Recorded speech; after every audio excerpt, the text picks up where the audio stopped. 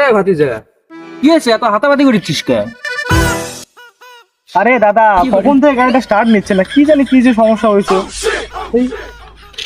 এই ব্যাপার, একটা ছোট্ট দেখে একবারে চিকন সরু একটা কাঠি নেই যা। ও দাদা, কাঠি লাগবে না? আচ্ছা নিয়ে এসছি দাঁড়াও, নিয়ে এসছি।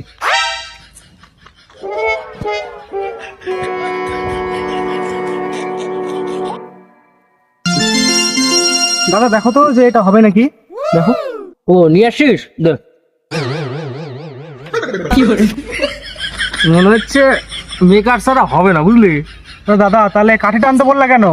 খাসি মাংস দিয়ে ভাত খেয়েছে, তোর দাঁতে লেগে গেছে বুঝলি, এই সাফ করার জন্যই আসতে বললাম।